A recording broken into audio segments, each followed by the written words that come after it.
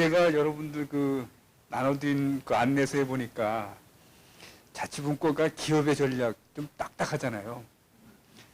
그래서 여러분들이 어떻게 이해하고 계시는가는 잘 모르겠는데, 가능하면 좀 쉽게, 또 가능하면 좀 재미있게 이렇게 한번 노력을 해보겠습니다.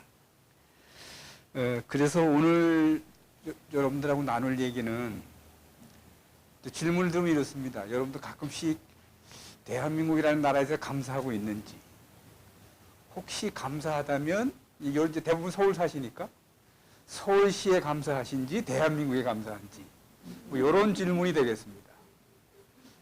그래서 조금 이해를 쉽게 하기 위해서, 그럼 우리나라가 뭐 자치분권, 지방자치 이렇게 어려운 말 쓰지 말고, 그럼 어떤 유형의 나라가 되어 가야 되는 건지, 막 이런 쪽으로 생각하시면 좋을 것 같고요. 또 하나는, 또 이렇게 개인적인 사업들을 이렇게 하시는 분이 많이 계신데, 그러면 자연히 관공서를 접촉하게 되잖아요. 그러면 내가 중앙정부에 자주 들어가는 게 좋은지, 아니면 지방정부에 가서 사업하는 게 좋겠는지, 뭐 이런 쪽의 답도 뭐 오늘 말에는 뭐 좀 나오지 않겠나 이런 생각입니다. 그리고 제가 오늘 나눌 얘기는 어디가 좋다 나쁘다 라고 하는 가치 판단은 여러분이 하십시오. 제가 뭐 이런 류의 나라는 좋다, 이런 류의 나라는 좀 그렇지 않냐, 이렇게 그런 평가는 하지 않겠습니다. 왜냐하면 나라마다 너무 다르기 때문에요. 자, 이제 첫 번째 제가 드리는 질문이 제가 아까 말씀드린 대로, 대한민국에 감사한 적 있으신가요, 여러분들? 많이. 우리 장녀 선생님 언제 감사하게 느끼세요? 아, 외국에 나갔을 때. 어떤 때 그러시던가요? 예. 아. 네. 예.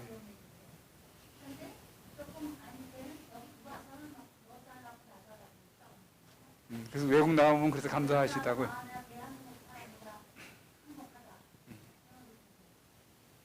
제가 감사하게 느낀 적은요, 제가 장명 선생님보다 제가 어릴 것 같아요. 제가 55년생입니다.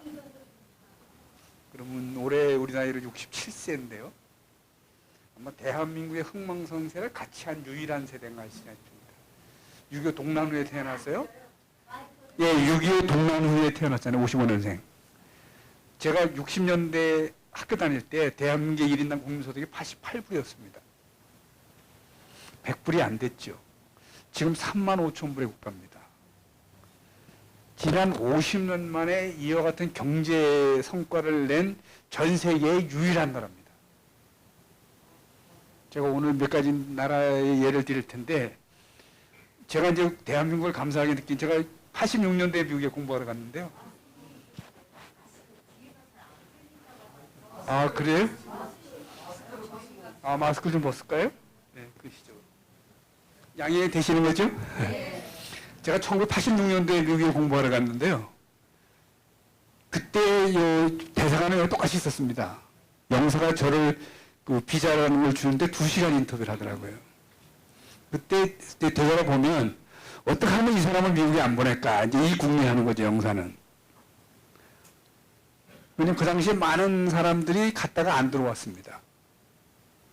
특히 대한민국의 엘리트라고 하는 저 때만 해도 서울대학교 수석은 물리학과 출신들이었습니다. 경기고등학교 수석 되면 모든 선생과 학생들이 너는 서울대학교 물리학과 가서 훌륭한 과학자가 돼야지, 그게 주변에 그 당시에 컨센서스였어요. 그런데 그런 사람들이 이제 미국을 유학하러 가니까 미국에서 그런 사람들 보내줄 리가 없지요. 왜? 인재니까. 잡아두기 때문에 미국 사람들 가끔씩 보면 한국 사람들 가면 잘 안 오니까 어떻게 하면 안 보낼까, 이 궁리를 많이 했다고 그래요. 2시간 걸렸습니다. 그 다음에 미국에 들어가면 이제 이미그레이션 하잖아요. 그때 또 이 사람이 나한테 1시간 붙잡고 있더라고. 네, 그래서 한 15년 후에 갔는데요. 그 다음부터는 뭐 그만큼 대한민국이 변한 거죠. 빨리 보내주는 거예요. 네, 이럴 때 이제 감사함을 느낍니다, 대한민국이. 자, 그리고 또 그 사이에 산업화에만 성공한 게 아니라 민주주의라는 데도 눈부신 발전을 했습니다.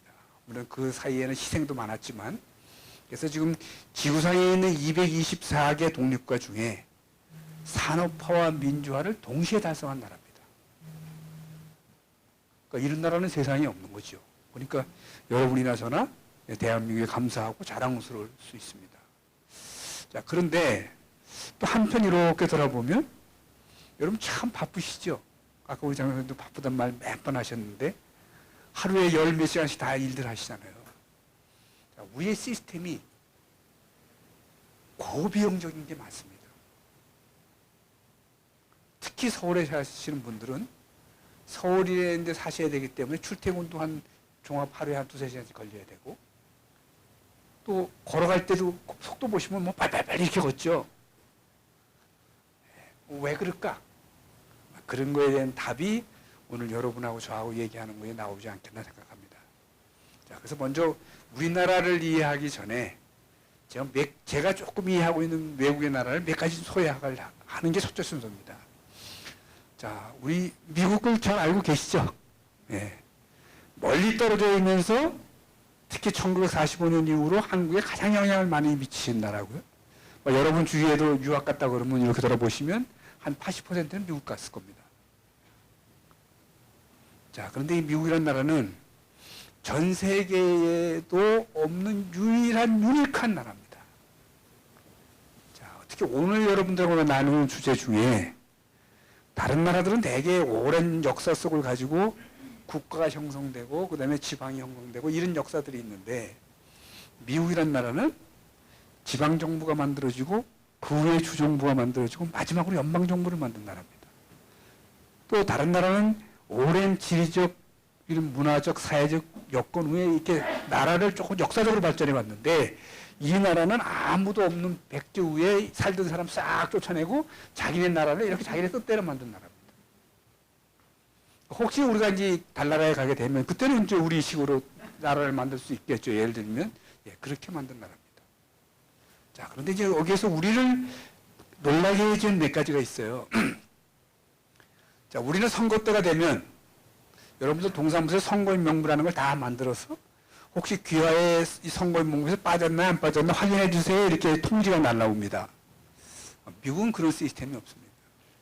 미국은 내가 투표하려고 그러면 내가 성인이고 어디에 사니 이번 선거에 하겠다고 해서 내가 등록을 해야 됩니다. 그러니까 선거권은 다 있어 이론적으로. 근데 내가 가서 내 이름을 쓰고 주소 쓰지 않으면 이 사람 투표 못합니다. 다르죠. 우리는 무슨 건건이 있으면 주민등록 띄어야 되고 가끔씩은 인감도 띄어야 되고 이렇게 절차가 복잡한데 미국이라는 나라는 주민등록증이라는 게 없습니다. 미국에서는 인감 띨 필요가 없습니다. 많이 다르죠. 자, 미국이라는 나라는 처음 만들 때 여러분들 메이플라워라는 배 기억나시는지 잘 모르겠어요? 메이플라워에 세 종류의 사람들이 탑니다. 우리가 알기로는 그냥 프로테스탄트들, 종교의 자유를 찾아간 사람들이 탔다 이렇게 이건 다름 다 알고 계시죠? 그거는 한 126명의 절반 정도입니다. 그리고 나머지 사람의 절반들은 그 사람들을 운송하는 책임을 진 당시 암스테르담에 있던 상인 조합원들이 탔습니다. 그 사람들이 운송 책임을 지고 있었어요. 그 다음에 나머지 한 20, 30명은 미지의 신세계에 종교의 자유를 찾아간 남들고 난리치는데 우리도 한번 따라가 볼까 해서 탄 건달들이 한 30명 탔습니다. 지금도 비행기 타면 열 몇 시간 걸리잖아요. 미국이란 거리가. 당시 유럽에서 배를 타고 신대륙을 가는데 6개월 걸렸습니다. 6개월. 우리가 갔던 길도 한 4시간 가면 종착지가 잘 안 나오는데 한 번도 가보지 않던 땅에 한 달 동안 배를 타고 나갔는데 그래도 안 나오면 여러분 어떤 생각이 먼저 드시겠어요? 불안하죠. 정말 그 미지의 세계가 있는 거냐 이거야. 한 달을 가도 아무것도 없잖아요. 육지라는 게 나타날 의미가 없잖아요. 네, 그래서 선상에서 반란이 일어납니다. 돌아가자. 야, 이거 신대륙은 없는 거다. 돌아가자 그럽니다. 그런데도 돌아가자고 하는 이 건달들하고 그 다음에 돌아갈 수 없다는 청교도들 간에 이제 다툼이 생깁니다. 상인조합들은 일정 기간에 그 사람들 도착시켜준다는 컨트랙트가 있는 거예요. 근데 이 사람들이 그때 만든 게 여기 보시면 1620온도에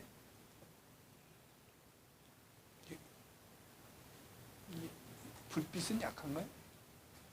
이게 안 되나 보네. 1620여 년에 메이플라워 컴팩트라는 걸 냈습니다.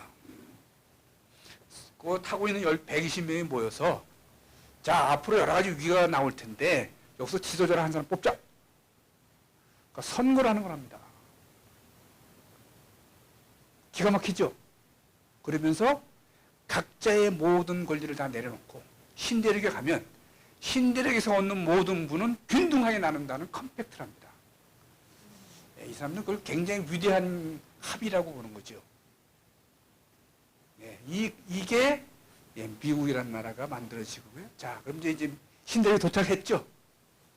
자, 여러분 제일 걱정거리가 뭐겠습니까? 신대륙에 도착했어요. 100명이 이제 일단 먹어야죠. 일단 먹어야 될 거 아니에요? 또 신변을 지켜야 됩니다. 신변을. 그러니까 이 사람들이 만든 공동체를 중심으로 국가는 아니지만은 자기의 생명과 재산을 지킬 수 있는 조직을 하기 시작하는데 그게 지방정부입니다. 그러니까 이 사람들은 자기네가 필요한 것을 얻을 때 제일 먼저 공동체 약속을 통해서 얻는 건데 요 공동체 약속이라는 게 발전해서 정부라는 게 됩니다. 그러니까 이 사람들은 국가의 중요성을 느끼기 전에 지방정부를 먼저 하게 되는 거고요. 자, 그 다음에 이제 미국의 이 컴팩트가 상당히 의미 있는 게 이제 그 후에 1776년에 나타납니다. 1776년에 여러분들 미국이 독립한 해라고 그러잖아요. 자, 그럼 이제 신대륙에 사람들이 많이 이주하게 되니까 종족별로 이제 모여 삽니다. 그러면 어떤 데는 큰 주도 있고요. 어떤 데는 작은 주도 있어요. 현재 기준으로 따지면 미국의 인구가 한 3억 2천 되는데요. 인구가 제일 많은 주가 캘리포니아라는 주입니다. 들어보셨죠? 네, 인구가 얼마냐면 4천만입니다. 그러니까 우리보다 한 1,000만 정도 작았죠. 땅은 우리나라의 4배입니다. 캘리포니아. 제일 조그만 주는 여러분들 상상해 보세요. 얼마 정도 돼야 제일 조그만 주 있겠어요? 제일 조그만 주. 예? 하와이. 알래스카. 자, 그럼 인구로 따져보시죠. 인구 어느 정도 규모가 제일 작겠냐? 45만입니다. 45만. 4천만의 캘리포니아가 있는 반면에 인구 45만의 와이오밍이라는 주가 있습니다. 그 솔트레이크 시대 동계올림픽 타고 그랬죠. 45만입니다. 당시에는 미국이 독립할 당시에는 거의 100만 혁가 있던 뉴욕, 펜실베니아 같은 큰 주가 있었고요. 인구 10만도 안 되는 델라웨이라는 주도 있었어요. 그 속에. 그런데 이 사람들은 어떤 아주 위대한 합의를 하냐면 인구 4천만의 캘리포니아나 인구 45만의 와이오밍이나 권리가 똑같다는 합의를 합니다. 어떻게 쉽게 이해가 되시겠어요? 네. 이게 미국이라는 나라를 바치는 힘입니다.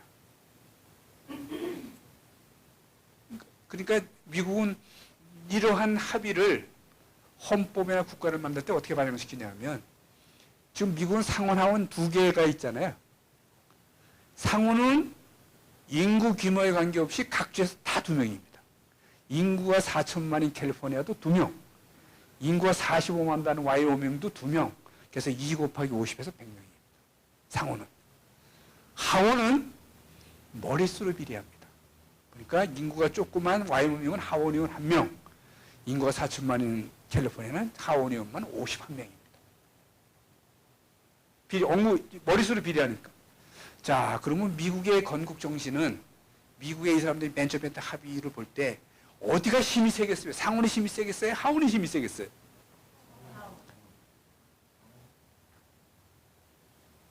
그럼 미국 합의 정신을 잊어버리셨는데 상원이 절대적인 힘을 갖고 있습니다. 왜? 각 주는 동등하다는 겁니다. 그게 여기 있는 것처럼 주주권이라는 게 아닙니다. 주 정부의 주권이란 말이죠. 그러니까 미국은 지방정부를 중심으로 해서 주정부를 만드는데 그러면 각 사람들이 모여서 지방정부를 만들었을까요? 지방정부 모양이 어떻겠습니까? 같겠습니까? 다르겠습니까? 다르죠. 어떤 지역은 시장의 힘이 센 데가 있고 어떤 지역은 의회의 힘이 센 데가 있습니다. 가령 예를 들면 우리가 여기 참석하신 분들을 그룹으로 두 개 나누면 어떤 그룹은 이렇게 자기 의사가 강한 분들이 한 4-5명씩 있고 어떤 그룹은 사람이 작아요. 그러면 목소리가 큰 분들은 이쪽 그룹은 5명이 다 대표가 돼서 합의제로 할 수 있는 기구를 만들 수가 있고 그런 또 목소리가 크지 않은 분들이 작은 데서는 그냥 1-2명이 하셔도 되잖아요. 이런 다양성이라고 하는 특성을 갖고 있습니다. 그래서 미국 갔다 오셔가지고 미국을 이렇더라 그러면 코끼리 보고 이제 코끼리 공격장 만든 사람은 코끼리 이렇다 그러고 코끼리 예를 들면 코를 본 사람은 코가 있다 하는 표현하고 똑같습니다. 그래서 오늘 얘기하는 지방정부로만 따져도 미국은 한 8만여 개의 지방정부가 있는데 그 모양이 다 다르다. 이런 특징을 갖고 있습니다. 그러니까 우리하고는 많이 다르다고 이렇게 보시면 되겠죠. 자, 그 다음에 이제 우리가 그래도 많이 학교 다니실 때 많이 이제 배우 나라 중에 하나가 영국이란 나라입니다. 그래서 영국은 아마 의회주의를 잘한다 이렇게 배우셨죠? 그런데 우리하고도 지리적으로 굉장히 멀리 떨어져 있고요. 우리에게는 우리 역사 속에서는 그렇게 긍정적인 관계를 가져온 적은 별로 없는 나라입니다. 영국이라는 나라. 그런데도 우리 역사 속에서는 늘 의회 민주주의를 잘하는 나라고 이렇게 소개하고 있습니다. 자, 그럼 이 사람들은 언제부터 얘기하냐면 1215년이 영국 민주주의 또는 지방자치의 시작이라고 합니다. 영국은 섬나라죠. 그래서 여러분들 혹시 영국이란 나라가 월드컵 하면 4팀이 나간다는 건 혹시 아십니까? 월드컵 팀에? 그건 알고 계세요? 왜 영국은 4팀이 나가요? 우리는 한 팀밖에 안 나가는데? 여러분이 그 4팀 나가는 거 아시면 많이 하시는 거죠. 우리는 지금 내셔널 팀 딱 한 팀 나가잖아요. 영국은 4팀이 나가요. 자, 그 이유는 영국은 우리 여러분들이 학교 다니실 때는 잉글랜드 이렇게 배우셨을 거예요. 그래서 잉글랜드가 영국이다 이렇게 배우는데 사실 그거는 정확한 표현은 아닙니다. 영국은 UK, 유나이티드 킹덤, 유나이티드 킹덤이 오브 그레이트 브리튼 앤드 노던 아일랜드야. 그레이트 브리튼하고 노던 아일랜드를 합한 4개의 왕국이거든요. 그래서 잉글랜드 왕국, 스코틀랜드 왕국, 웨일즈 왕국, 그 다음에 노던 아일랜드. 이 노던 아일랜드는 아일랜드 북쪽에 있는 지역인데 1920여 년 아일랜드가 독립할 때 아일랜드는 캐톨릭 국가고 노던 아일랜드는 프로테스탄트가 50%를 넘었어요. 그래서 그 지역만 떼어내서 영국에 붙었거든요. 그래서 이 4개의 지역으로 돼 있어. 이 4개의 지역이 거의 독립국가처럼 움직이는 거예요. 그러니까 잉글랜드 팀 한 팀, 스코틀랜드 한 팀, 웨일즈 한 팀, 노던 아일랜드 한 팀. 그래서 4팀 나가는 거예요. 그래서 영국 이름 보시면 조지라는 이름이 많고 앤드류라는 이름이 많죠? 예, 그 다음에 피터라는 이름 많고, 그러죠? 그게 다 영국하고 관련되어 있는 겁니다. 왜? 세인트 조지라고 하는 성인이 만드는 나라가 잉글랜드야. 세인트 조지. 그래서 조지입니다. 그 다음에 세인트 앤드류스를 보셨죠? 예, 그게 스코틀랜드를 만든 성인입니다. 네, 그 다음에 피터, 이게 아일랜드를 만들었던 성인이에요. 그래서 이 이름들이 많은 거예요. 자, 1215년은 뭐냐? 여러분 배우셨지만 마그나 칼타라고 하는 존왕이라는 사람이 영국 귀족들한테 쓴 합의 문서입니다. 자, 그러면 영국의 이 시작은 십자군 원정을 조금 이해하시면 좋은데요.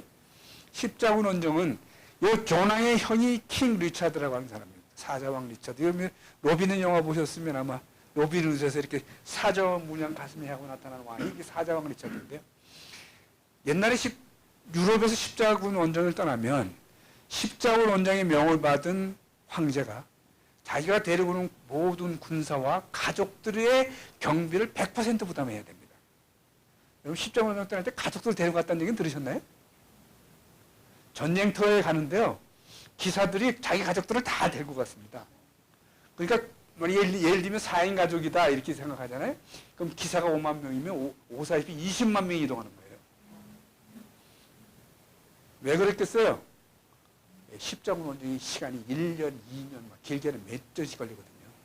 왜냐하면 영국에서 십자군 원정이 출발하면 이스라엘까지 가는 데만 도 6개월 걸려요. 전쟁은 시작도 안 했어요. 가는 과정만 그게 걸리는 거예요. 그러니까 돈이 얼마나 들겠습니까? 그래서 사장 리차드가 왕궁에 있는 모든 돈, 또 빌릴 수 있는 돈 싹 빌려가지고 전쟁터에 떠납니다. 그리고 왕자리는 자기 동생한테 주고 하는 거예요. 그리고 조난이 왕이 돼서 이렇게 나라를 다스리려고 보니까 돈이 하나도 없잖아요. 그래서 세금을 거두려고 합니다. 그랬더니 귀족들이 모여서 네가 앞으로 세금 거두려면 이 문서에 서명을 해라. 그겁니다. 근데 그 문서에 뭐가 내용이냐면 앞으로 영국 왕이 세금 얻을 때는 귀족들의 승인을 얻으라는 문서입니다. 귀족들의 승인을 얻어서 세금을 걷으라는 문서입니다. 그래서 이 사람들은 영국의 왕권이 귀족들에게 양보해 준 것의 시작이고 이게 영국 민주주의의 시작이고 또 귀족들이 각 지역의 유지들이잖아요. 그러니까 그 사람 중심으로 지역 권력이 살아있는 거예요. 이게 이제 지방자치 뿌리가 된 거죠. 여러분 우리는 고려 4대 임금 광종 때 노비함권법이라는 법을 만들어서 지역 유지를 갖고 있던 노비나 사병들을 없애버렸습니다. 왜냐하면 왕건이 왕이 되고 왕의 자손들이 왕이 되는데도 그 귀족들이 잘 말을 안 듣는 거예요. 지역 유지들이. 왜 말을 안 듣나 보더니 자기가 군대를 다 데리고 있는 거 아니에요. 그래서 그걸 혁파한 법입니다. 그래서 우리는 중앙집권을 만들었는데 이 사람들은 귀족의 힘을 약하기보다는 왕하고 귀족하고 같이 공존하는 방법을 배우는 겁니다. 그러니까 우리는 절대 왕권을 가지고 한 사람의 목숨으로 나라를 다스리려고 했다면 영국이란 나라는 다수의 사람들이 서로 다른 의견을 조정하는 거죠. 예, 그게 이제 우원내각제입니다. 예. 그러니까 사뭇 다르죠. 그러니까 예를 들면 어떻게 조정할 수 있냐면 우리는 어떤 사람한테 권한을 다 몰아주면 행복해합니다. 내가 결정권자고 파워가 세졌잖아요. 영국 사람들한테 네가 혼자 다 결정해라 이러면 이 사람들은 넌 나보고 다 책임지자는 거야? 이렇게 얘기합니다. 참 다르죠? 그러니까 책임을 나누는 겁니다. 예, 이걸 이혼내각제로 보시면 되겠고요. 자, 그래서 이렇게 지방의 튼튼한 뿌리가 지금까지도 이어진다고 저는 해석하는데 자, 인구가 6천만이 우리도 1,000만이 많잖아요. 자, 그럼 영국 수준으로 봤을 때 100만 넘는 도시가 몇 개면 되겠어요?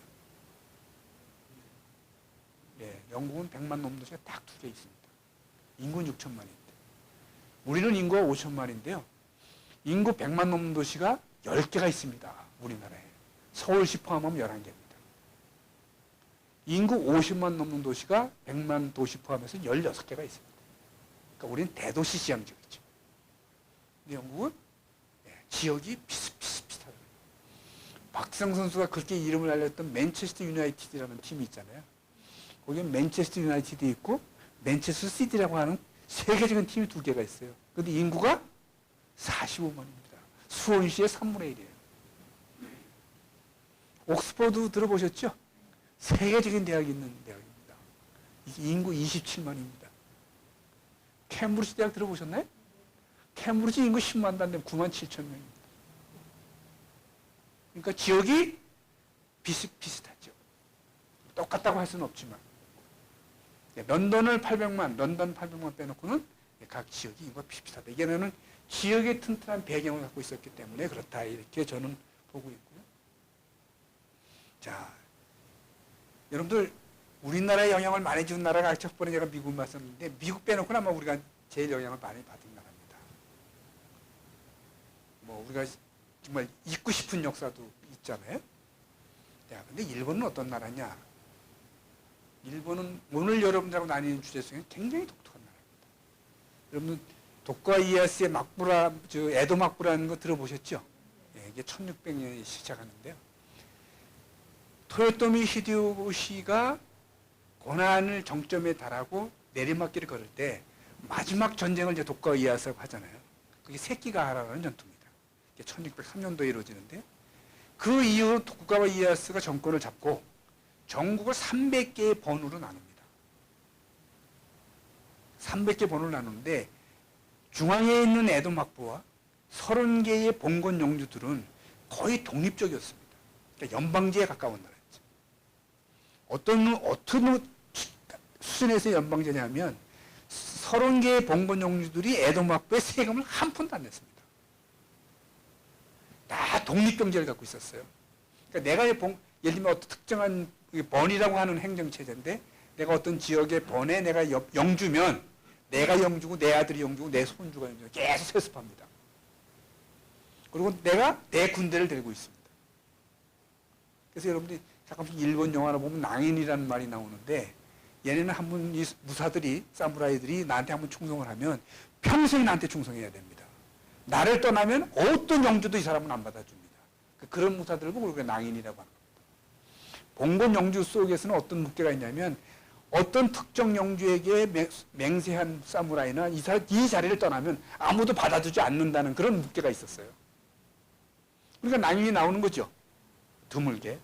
그리고 독자적인 세금도 안 내고 독자적인 경제체제를 갖고 있고 이 시스템이 되기 때문에 그야말로 독재 국가가 가까웠어요. 300개가 다. 그래서 얘네가 어떤 표현을 쓰냐면 1853년에 사스마라는 지역과 영국하고 전쟁을 합니다. 이 사스마는 어디냐면 지금의 큐슈 남단에 있는 가고시마 현이 옛날에 사스마입니다. 근데 영국 역사에 어떻게 써 있냐면 사스 A 센소, 센소는 전쟁이라는 뜻이고요.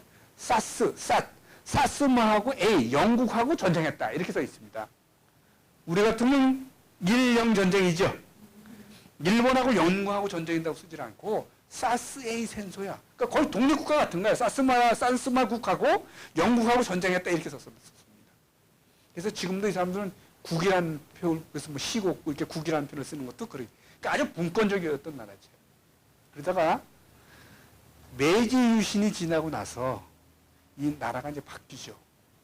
특히 여러분들 페리제록이 일본의 문호를 개방하고 그다음에 산업화를 추구할 때 전통적으로 갖고 있던 분권 시스템을 버리고 집권화합니다.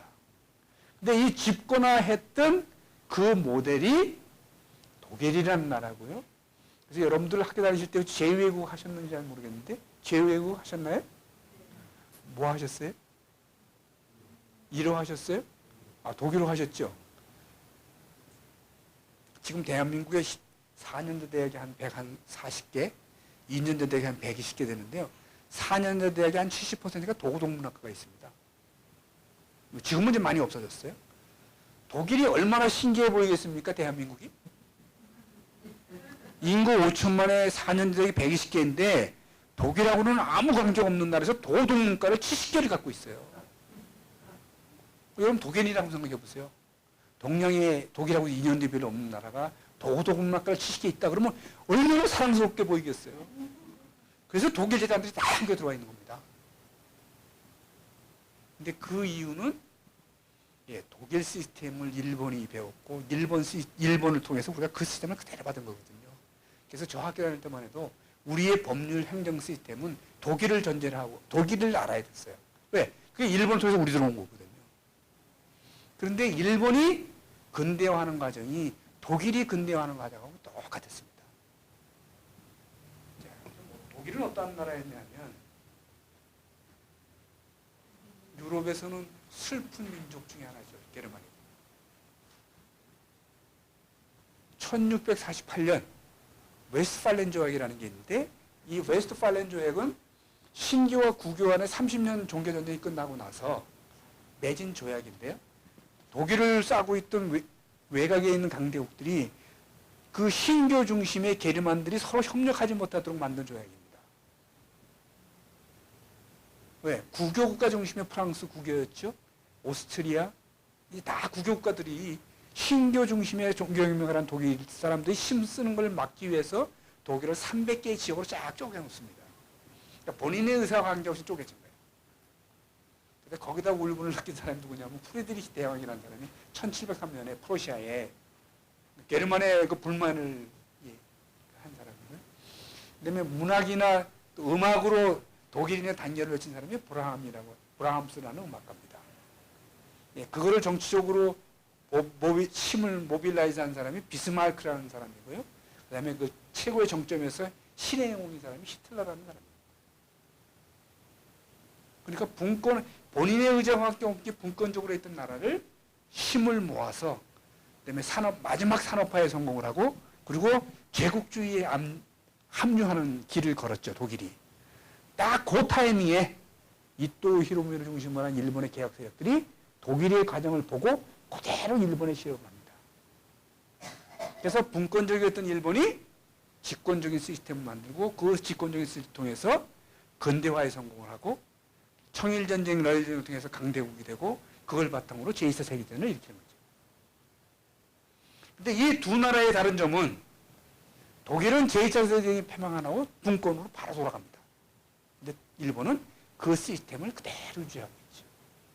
그래서 저는 일본이 지금 저렇게 어려워진 거는 분권의 전통으로 집권해갔다가 되돌아가지 못한 집권주의, 중앙집권주의의 폐단 때문에 그렇다. 저는 그렇게 해석합니다. 이게 독일이죠. 그 다음에 제가 아까 3050 클럽을 말씀드렸는데 3050 클럽 중에 우리 앞에 있던 나라가 이탈리아인데요. 이탈리아가 우리한테 이제 뒤졌어요. 그래서 이제 우리가 6이 되고 이탈리아가 7이 됐습니다. 자, 여러분들 이탈리아 갔다 오신 분이 계실는지 모르겠는데 유럽이 중세를 지나고 14군 원정을 할 때 유럽의 도시들을 어떻게 이해하시면 되냐면요. 봉건주의, 중세 때는 봉건 시스템이잖아요. 그러면 특정 지역의 영지는 소수 귀족이 소유하고 있고 거기에 영지 위에 사는 농노들이 평생 노예처럼 살다가 그 댁에서 죽어가는데 거기를 탈출해서 권리를 보호받은 데가 도시라는 지역입니다. 그런데 특히 십자군 원정이 한 200번 정도 됐다고 그래요. 그 중에서 에스랄까지 들어간 건 한 두세 번도 안 되고 수많은 십자군 원정을 하면서 사람들이 이동을 하잖아요. 이동하면서 장사도 배우고 그다음에 사람들이 이동이 일어나는데 그게 도시입니다. 근데 십자군 원정이 일어날 때 유럽에서 이스라엘에 가는 그 중요 지점에 다 이스라엘 도시들이 있습니다. 이탈리아 도시가 있습니다. 베네치아 많이 들어보셨죠? 피렌체, 지금은 밀라노는 지금은 이탈리아 땅이지만 옛날에 밀라노가 프랑스형이었습니다. 예. 그래서 여러분들 그 레오나르도 다빈치 같은 그림이 지금 프랑스에 가 있는 것도 그런 거하고 관련이 있죠. 자, 그래서 도시국가 일찍 발전한 나라죠. 그러니까 도시국가가 발전했다는 말은 그렇죠. 왕하고 힘이 떨어지니까 분권적인 전통을 많이 갖게 된다는 거고 지금도 이탈리아 남쪽과 북쪽을 뭐 다른 나라라고 할 정도만큼 차이가 큰 지역입니다. 자, 그래서 그 분권의 기반이 강하면 상대로 통일국가를 만드는 게 늦죠. 그러니까 이탈리아도 유럽에서 통일국가를 만드는 굉장히 늦게 만든 나라 중에 하나입니다. 네, 분권적 정통 때문에 그런 거예요. 자, 이게 보시면 다른 나라들마다 다 조금씩은 다르지만 최소한도 3050 그룹에 있는 나라들의 공통된 점은 분권의 전통들을 다 갖고 있다 이렇게 보시면 되겠죠. 그런데 유럽에서 가장 분권적 전통이 없고 집권적인 나라가 프랑스라는 나라입니다. 자, 그럼 프랑스는 왜 그랬냐 유독? 그러면 프랑스는 지리적 위치를 한번 생각해 보시면 됩니다. 프랑스가 서남쪽에 유럽 대륙의 서남쪽에 탁쳐 있죠. 그 말은 사람들이 이동 공유하고는 멀리 떨어진 지역입니다. 그러니까 도시 발달이 늦었어요. 사람들 이동이 별로 많지 않으니까. 그러면 도시 지역의 사람들이 작게 만났다는 뜻은 도시민들의 권리 보호가 늦었다는 뜻이죠. 그러니까 도시에 사는 사람들이 불만이 크다는 거예요. 봉건 용제에 대한. 그 불만이 누구하고 연결되냐면 프랑스 왕하고 연결됩니다. 프랑스 왕은 강력한 권한을 갖고 싶은데 봉건 용제의 힘이 너무 센 거예요. 근데 가만히 보면 봉건 용제 불만을 갖고 있는 게 도시민들이거든. 그래서 두 사람이 결탁을 하는데 그때 만든 개념이 주권이라는 개념입니다.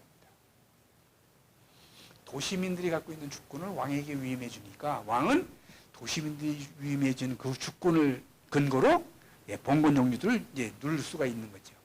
그게 프랑스입니다. 그래서 여러분 잘 아시는 그거를 정치 현장에서 가장 철저하게 이행한 사람이 루이 14세라는 임금입니다. 그래서 루이 14세는 베르사유 궁전이라는 걸 정해놓고 거기서 왕권을 굉장히 단단하게 하잖아요. 그게 프랑스는 오랫동안 중앙집권 시스템을 유지해 온 겁니다. 유럽에서는 유일하게 중앙집권 시스템을 유지한 나라입니다. 그러다가 1980년대 이후 되면서 유럽 대륙의 변화 때문에 프랑스도 1단계, 2단계, 3단계를 거쳐서 분권국가 시스템을 많이 돌리죠. 그래서 제가 7개의 나라의 말씀을 드렸습니다. 그러니까 나라마다 많이 다르죠. 그래서 집권의 전통이 강하다 했던 프랑스는 그래도 대통령이나 뭐 이런 사람들이 힘이 강한데 분권 정통이 강한 나라로 가면 갈수록 의원 내각제적 요소가 강합니다. 특히 영국에 지금 보시면 영국 같은 데 보시면 그냥 프라임 미니스터 수상도 그냥 캐비넷 멤버 중에 하나일 뿐입니다. 또 지금도 지역의 전통이 굉장히 강하기 때문에 이렇게 우리처럼 막 대도시로 인구가 몰리는 것처럼 그렇게 쏠리지는 않는다. 이런 차이를 이렇게 쓰는 거예요. 자, 그러면 이거 한번 바꿔주실래요? 예. 자, 그럼 이제 우리나라 말씀을 좀 드리겠습니다. 자, 이게 결국 우리가 지방자치 지방분권인데요. 어떤 분들은 우리가 조선시대 때 우리가 지방자치를 했다고 하는 분도 계시고, 저는 했다고 생각이 잘 안 합니다. 무슨 샹약이라고 하는 우리 지역민들의 상부상조 조직은 있었지만 그걸 지방자치라 보기는 어렵지 않았냐. 왜? 우리는 말단 관리까지요. 중요한 자리는 다 중앙에서 내려갔습니다. 현령, 목사, 뭐 관차사회 같은 고위직은 물론이고 웬만한 데는 중앙에서 관리가 다 내려가잖아요. 그러니까 그 관리 벼슬 따려고 뭐 세력가한테 뭐 갖다 뭐 물건도 주고 그랬다는 거 아닙니까? 그러니까 우리는 현대지금의 지방자치는 현대 헌법을 만들면서 도입됐고요. 그게 1948년도입니다. 48년도 재헌헌법을 만들 때 헌법 속에 지방자치라는 장이 들어가고 그 장에 의해서 최초로 1949년에 지방자치법을 만듭니다. 자, 그러면 이제 지방자치법을 만들었으면 지방자치를 바로 해야 되잖아요. 그런데 당시 이승만 대통령은 지방자치를 하고 싶지 않았습니다. 그래서 법을 만들었지만 지방자치를 하지 않다가 이승만 대통령이 3년 후에 지방자치를 해야 되겠다 하고 마음을 바꿉니다. 이승만 대통령이. 왜 바꾸냐? 당시에는 대통령을 우리가 뽑질 않았고요. 국회에서 뽑았습니다. 근데 처음에 될 때는 미국의 신문 대통령이 됐는데 그다음에 재선할 때 보니까 국회 의석 구조가 이승만 대통령이 재선할 가능성이 없어졌거든요. 그래서 이거를 국민 직선제로 바꾸려고 헌법 개정 운동을 하는데 그때 자기를 도와줄 사람을 위해서 1959년 전쟁 중에 제1차 지방자치 선거를 합니다. 그런데 그때는 시도지사는 안 뽑았고요. 도의원, 그 다음에 당시 읍면자치를 했어요. 여러분들 아마 읍면을 가보셨는지 손에 사시는 분들은 읍면을 아실 텐데 우리 대도시에는 동이 있잖아요. 여러분들 군에 가시면 읍이 있고 면이 있어요. 그래서 읍면시 자치를 한 나라입니다. 네, 그러다가 이제 1952년부터 61년까지 딱 10년간 하는데 그때는 초창기 52년 선거할 때는요.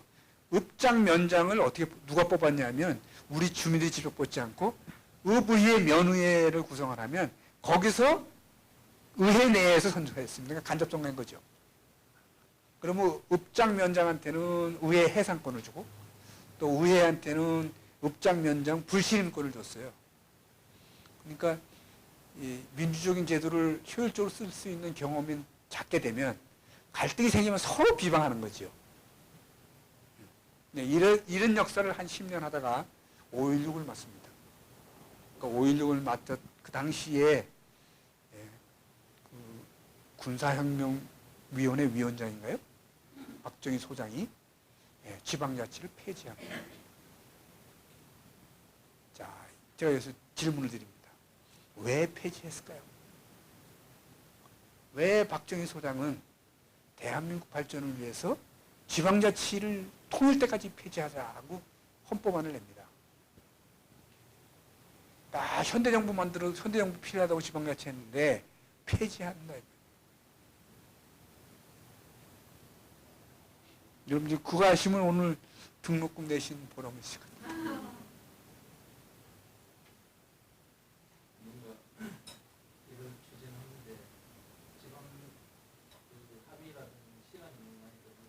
네. 네, 맞습니다. 딱. 여러분들 뭐 주변에서 여러 가지 서로 다른 의견을 조정하는 때 시간이 많이 걸리잖아요. 특히 민주주의라고 하는 게요. 서로 다른 의견을 조정하는 거잖아요. 뭐 어떤 주제는 금방 우리가 합의될 수도 있지만 어떤 주제는 뭐 이틀 얘기해도 안 되고 3일 얘기하면 안 되고 뭐 일주일 걸리는 데도 있잖아요. 또 이렇게 말로 대화하는 건 그나마 다행이죠. 말과 안 되면 뭐 이것도 들어왔다 놨다 하고 뭐 심한 말도 오가고 뭐 옛날에 원 국회의원은 뭐 오물을 퍼다가 의사장님한테 던지기도 했다고 그런 얘기 들으셨잖아요. 왜냐하면 민주주의라고 하는 게 서로 다른 의견과 견해를 서로 만족할 만큼 해결해가는 과정이잖아요. 시간이 많이 걸립니다. 그리고 특히 갈등이 해결되면 다행인데 해결이 안 됐다. 그러면 앙금만 남습니다. 그래서 지방자치가 필요 없다고 본 것 같아요. 그래서 61년도에 전면 폐지됩니다. 그러니까 지방의회가 하던 일은 내무부가 하게 됐고요. 모두 시장, 군수, 구청장, 그 당시 구청장은 없었죠. 시장, 군수, 그 다음에 도지사는 대통령이 다 임명합니다. 특히 여러분들 새마을운동, 새마을과라는 게 들으실지 모르겠는데 이 조직이 얼마나 신속하게 움직이냐면 극단회의로 아침 9시에 박정희 대통령이 딱 결정해서 이거 시달해라. 그러면 1시간 이내에 읍면 단위까지 촥촥촥촥 전달됩니다. 아침 10시에 전부 빗자루 들고 나와서 동네 청소에 합시다. 그러면 그 전달문이 쫙 전달돼서 전국에 있는 사람들이 다 빗자루 나와서 쓴단 말이죠. 그 정도로 행정이 신속하게 이루어지는 거죠. 그러니까 신속하게 이루어지는 장점은 있지만 단점은 뭐예요? 우리 동네는 어제 청소 다 해놨는데 또 해라 그러니까 오래 나와가야 됩니다. 왜? 해나 안 하나 지시해 보잖아요.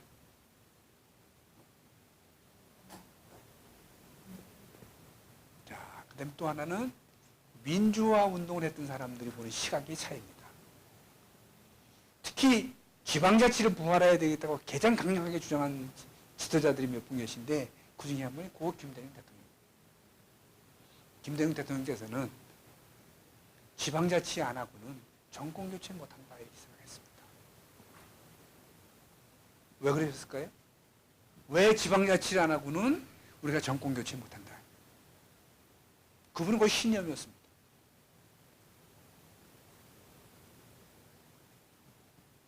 여러분들은 지금 뭐 선거 때마다 무슨 뭐 선거 부정이 있다고는 상상도 안 하시죠? 우리 선거를 굉장히 공정하게 한다고 다 느끼시죠? 근데 60년대, 70년대 아니에요? 지금도 의심하는 분 계세요?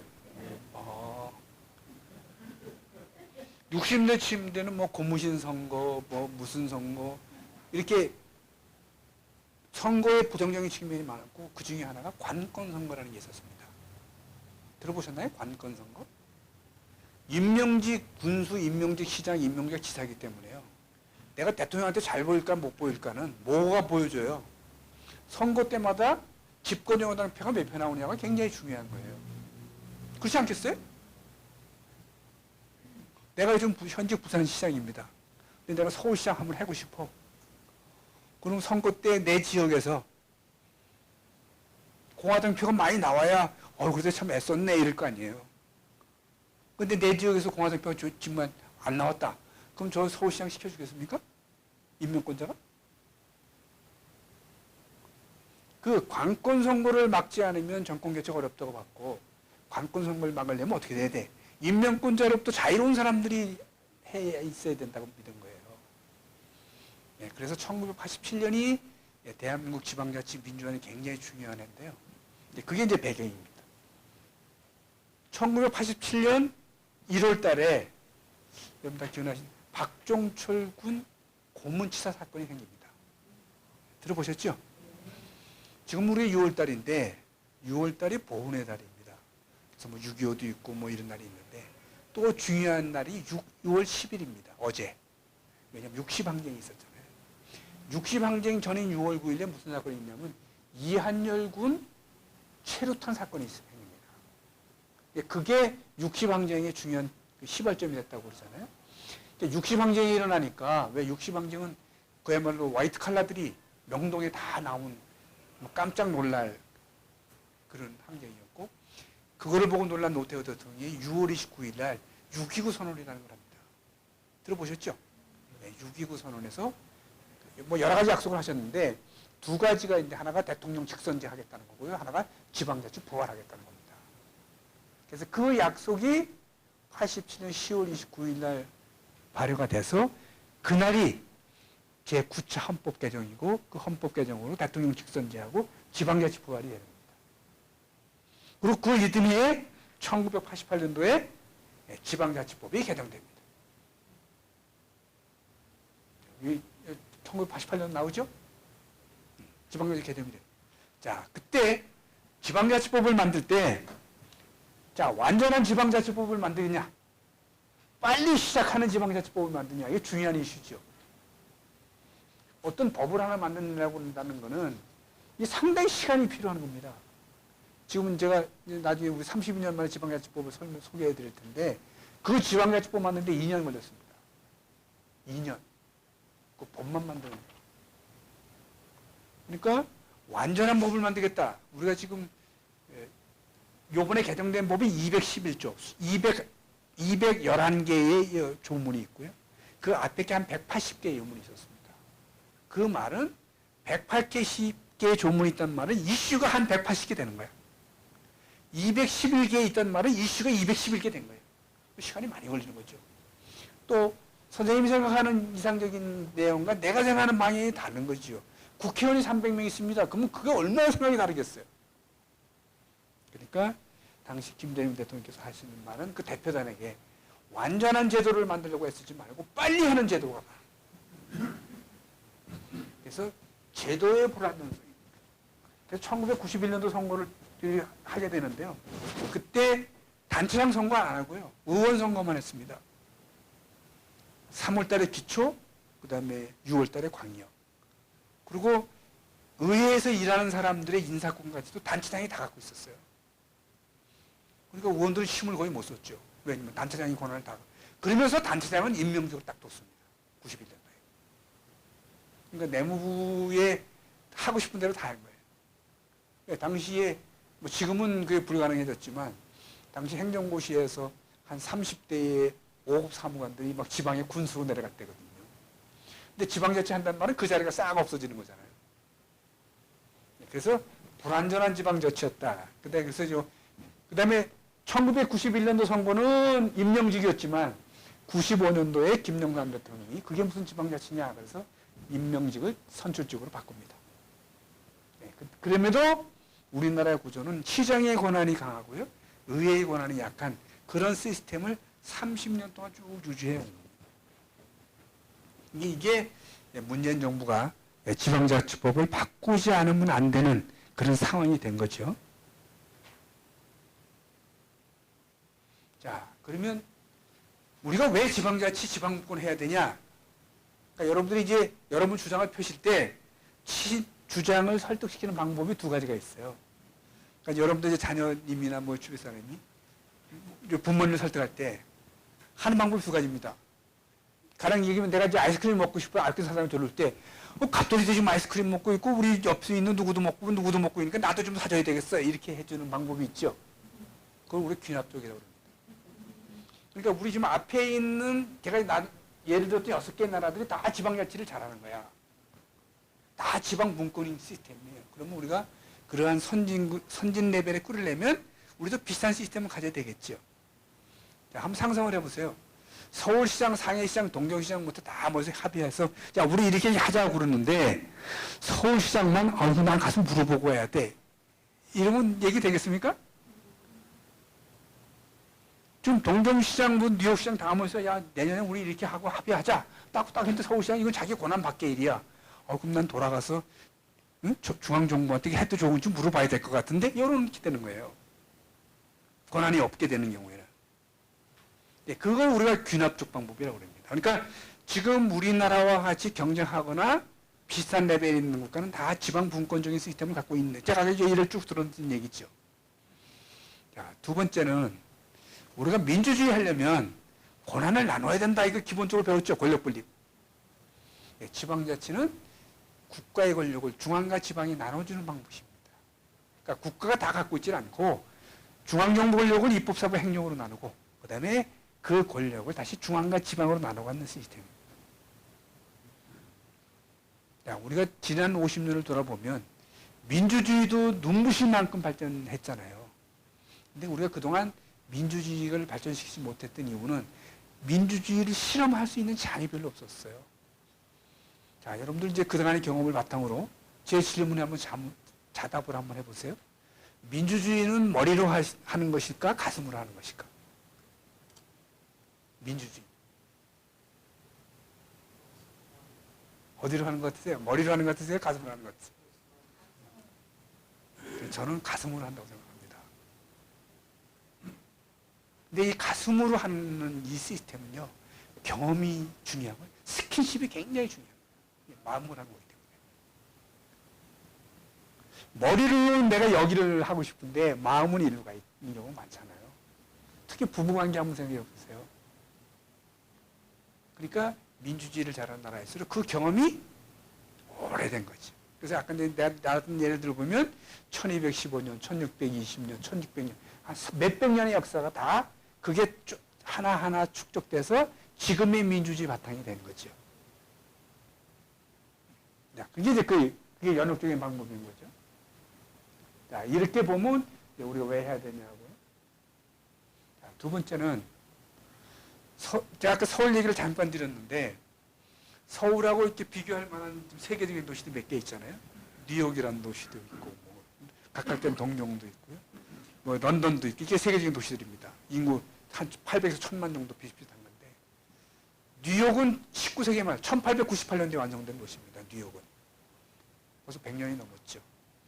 자, 그럼 100년 전에 도시를 설계할 때, 그 당시에 주요 교통수단이 뭐겠어요? 우마차입니다. 막 자동차가 나올 때예요. 또 자동차도 여러분들 보시면 장난감 같이 희한하게 생긴 그게 막 나올 때니까 도로가 넓게 없어서 좁았겠어요. 네, 좁았죠.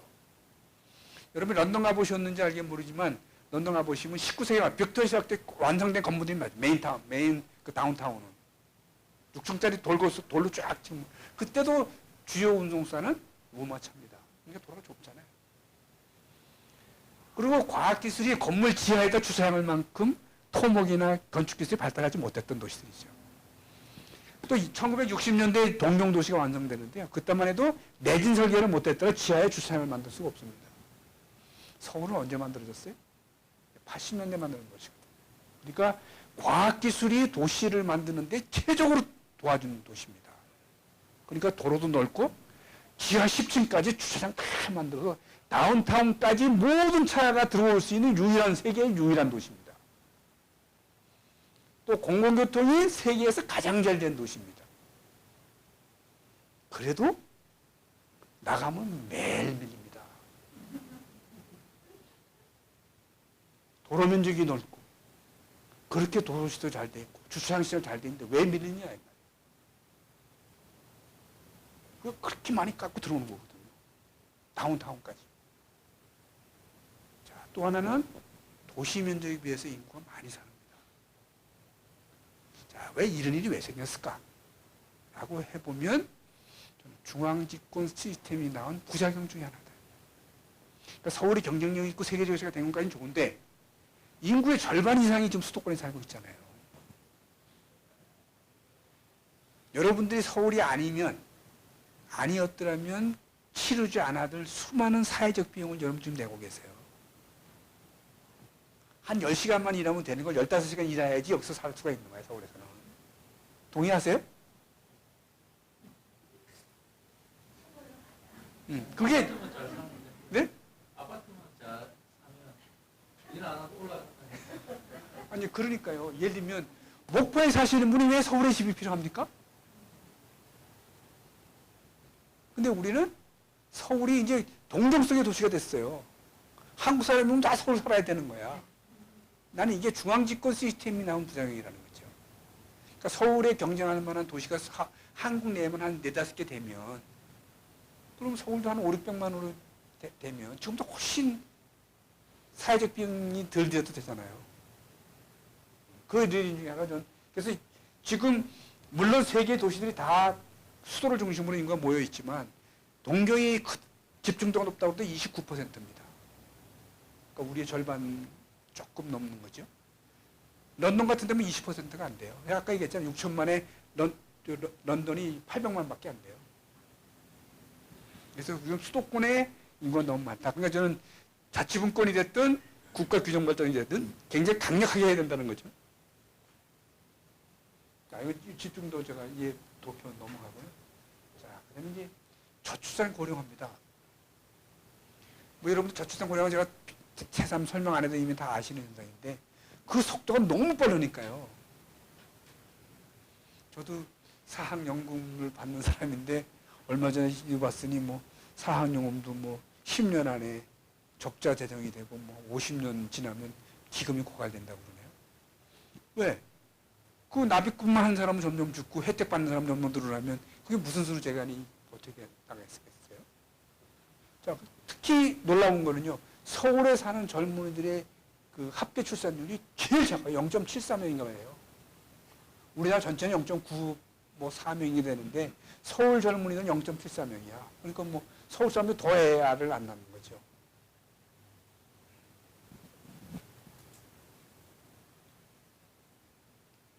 자, 고령화 속도요? 일본이 고령국가라고 하는데 우리가 일본보다 빨리 가고 있습니다. 7%에서 14% 오는데 일본이 뭐 24년 걸리는데 우리 18년 만에 달려갔고요. 일본이 12년 만에 초고령 사회로 진입하는데 우리는 일본보다 한 4년 정도 빨리 진입할 거라고 그러네요. 제가 며칠 전에 그 에스트라 백신을 맞았는데요. 65세 이상 맞잖아요. 어휴, 어디서 이렇게 많이 저 비슷한 사람들이 다 모이는지 저도 깜짝 놀랐어요. 아, 우리가 고령화되어 있구나. 한꺼번에 다 모이니까요.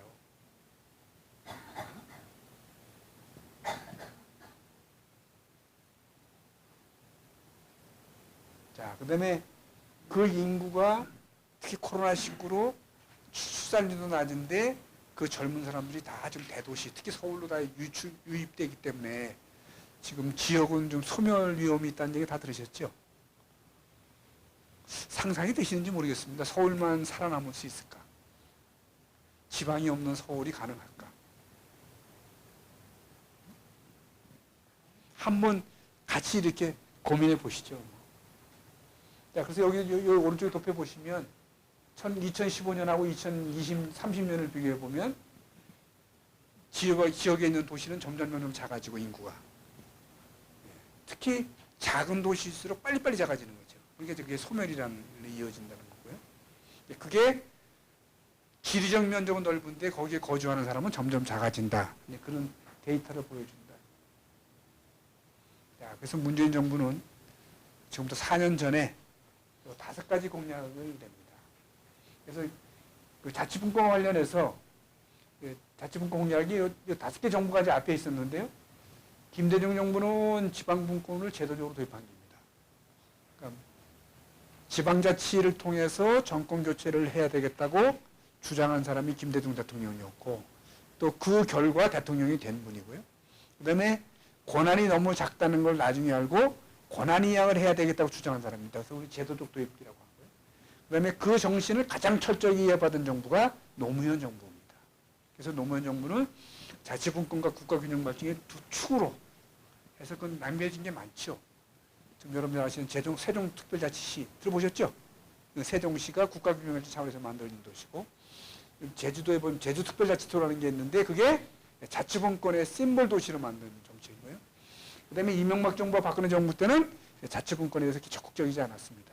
그 다음에 그 노무현 정부도 이어받은 문재인 정부가 이 5가지 정책을 합니다. 하나는 권력기관 구조 개편이라고 해서 경찰을 쪼개서 자치경찰을 만든다는 공약이 13번 공약이고요. 그 다음에 권한을 획기적으로 넘기겠다. 그리고 또 주민 참여를 시키겠다 하는 게 74번. 재정 확충하겠다 75번. 교육민주주의 활발화하겠다는 게 76번. 그다음에 세종특별자치시, 제주특별자치 등 분권 모델화하겠다는 게 5개의 국정과제를 가지고 지난 4년 동안 쭉 추진해 왔습니다. 자, 그러면 만 32년 만에 불완전했던 지방자치법을 바꾼 게 오늘의 메인 하이라이트입니다. 갖고 계신 자료가 그겁니다. 자, 그러면 어떤 의의를 지니고 있냐? 지방자치 할 때 지방자치의 주인이 누구냐? 이 얘기입니다. 이제까지는 지방자치단체의 주인은 지방자치단체였습니다. 그런데 지금부터는 지방자치의 주인은 우리다. 우리. 그게 가장 싫어하는 거죠. 그러니까 이제 법률을 보실 때도 기존 법은 지방자치단체는 어떻고 그러니까 주어가 지방자치단체입니다. 그런데 새로운 법에 보시면 주로 주어가 주민입니다. 그러니까 단체가 주인이 아니라 주민이 주인이라고 하는 게 첫 번째. 두 번째는 국가하고 지방과의 관계인데요. 이제까지 국가와 지방은 상하관계에 있었습니다. 국가는 위에 있고 지방은 아래에 있는 거죠. 그러니까 위에 있는 국가가 아래에 있는 지방은 지도. 그런데 새로운 법은 국가와 지방을 수평으로 놓았습니다. 그러니까 지역이 잘하는 거는 니네가 하고 또 니네가 못하는 건 국가가 하는데 이 두 개의 관계는 서로 협력 관계라고 하는 걸 나타냅니다. 큰 변화죠. 자, 그래서 이제 요 법률에도 국가의 지도감독이라는 말을 지워버리고 국가와 지방자치의 관계라는 말로 바꿨죠. 단어 자체도. 그 다음에 평등하니까, 이제 대등하니까 둘이 수시로 만나서 협의도 하고 논의도 해야 되잖아요. 그 논의의 장이 필요해서 그 논의의 장을 중앙지방협력회의라고 하는 기구를 만든 겁니다. 자, 그 다음에 이제 여러분들 자치경찰제가 도입됐는데 이 자치경찰 도입하는 조직을 국가와 지방이 협력하는 조직으로 만들었다는 게 큰 변화입니다. 그래서 앞으로 여러분들 자치경찰에 관심이 많으시면 서울경찰청 한번 경찰청 이름이 어떻게 바뀌었는지 한번 유심히 봐보세요. 종전에는 지금 여기 우리 정부청사 이쪽에 보시면 그 내다동인가요? 그 서울경찰청이 있죠? 그 옛날 올 1월 1일 이전에 그 경찰청의 이름은 서울지방경찰청이었습니다. 서울지방경찰청. 부산에 가시면 부산지방경찰청이 있어요. 근데 이 관공서 이름에 지방이 붙는 게 많은데, 자, 지방경찰청, 지방국세청, 지방노동청, 지방보훈청, 다 들어보셨죠? 지방환경청, 다 들어보셨죠? 이렇게 지방자가 붙는 기관은 어떤 기관이냐면 중앙부처의 현지 집행기구들입니다. 그러니까 기재부 산하의 외청인 국세청이 세금을 걷기 위해서 부산에 만들면 부산국세청입니다. 대구에 만들면 대구 지방국세청이죠. 그러니까 요 지방이 붙은 말은 이건 중앙기구구나 하는 걸 보여주는 말입니다. 이게 전국에 2020년 5월 기준으로 5,300개가 있습니다. 그러니까 중앙정부가 정책을 만들면 이거를 내가 바로 집행할까? 아니면 시도한테 위임할까? 이거 결정해야 되잖아요. 근데 우리나라는 이제까지 중요한 정책들이라고 판단하면 직접 집행기구를 다 만들었습니다. 우리가 그래서 이제 왜 중앙집권국가라고 하는 거예요. 예, 그 중에 보훈 업무, 국세청 업무, 환경 업무, 노동 업무. 그러니까 주요 기조의 업무들은 다 중앙정부가 현장에다 바로 다 기구를 다 만드는 거죠. 그 중에 하나가 경찰이었었습니다. 5,300개 중에 2,300개가 경찰 조직이었거든요. 그런데 올 1월 1일부터는 그 지방경찰청의 지방이 떨어져 나갔습니다. 이 말은 경찰 조직은 더 이상 국가의 전속 집행기구가 아니다는 걸 보여주는 말이죠. 그래서 여기 보시면 자치경찰은 시도와 국가의 협력에 의한 조직으로 바뀌었다. 이제 그걸 이해시켜주는 말이고요. 자, 그러면 이제 기억하시는 분이 계실런지 모르겠는데 지금도 4년 전에 문재인 대통령께서 연방제 수준에 가까운 자치분권을 하겠다고 공약을 하신 적이 있습니다.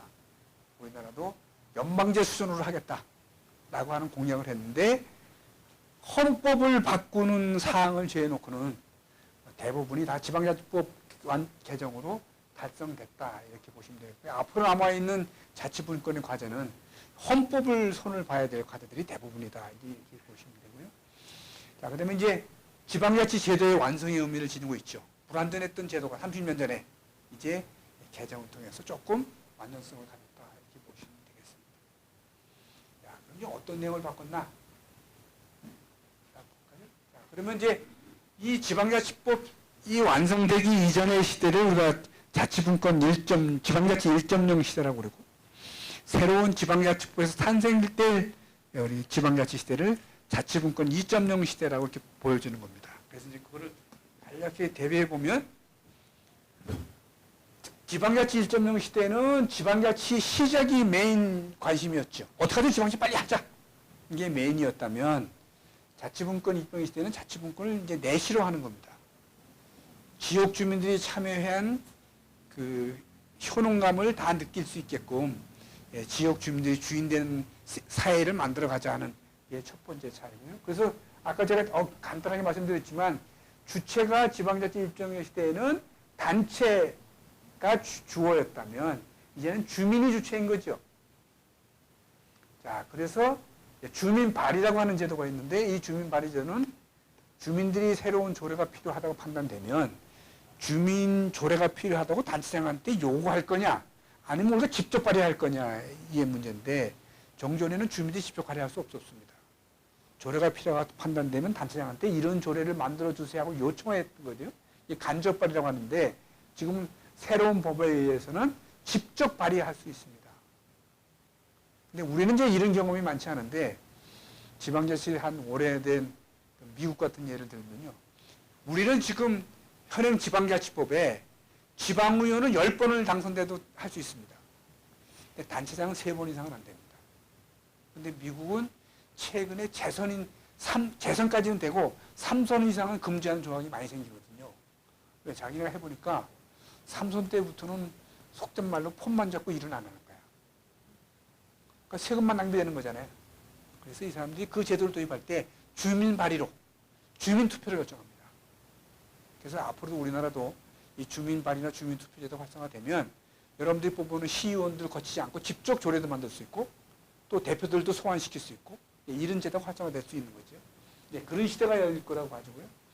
조금 우리가 주권이라는 표현을 쓰면 지방자치 1.0 시대는 국민주권의 시대였다면 이제 주민주권의 시대다. 이게 뭐가 다르냐? 국민주권이라고 하는 말은 제가 프랑스 예를 들었는데요. 국민들이 갖고 있는 주권을 일단 국가에다 위임을 해줍니다. 그러면 국가가 지방으로 위임한 범위 내에서만 지방이 권한을 갖는다는 게 국민주권에 의한 자치권인데 주민주권은 주민이 갖고 있는 권리를 바로 옆에 있는 지방정부한테 위임한다는 거죠. 사뭇 다르죠. 하나는 국가를 통해서 내려오는데 이건 바로 받는 거야. 그러니까 바로 받는 게 권한이 더 넓다는 거죠. 이런 개념으로 개념을 새롭게 하고 있고요. 자, 근데 그다음에 지방의회가 요번에 인사권이 독립이 됐어요. 인사권이란 말은 지방의회를 도와주는 사무직원에 대한 인사권을 그동안 단체장이 행사했거든요. 근데 이거를 의회 의장한테 돌려줘서 지방의회가 일하기 훨씬 더 좋아졌다 하는 내용을 드립니다.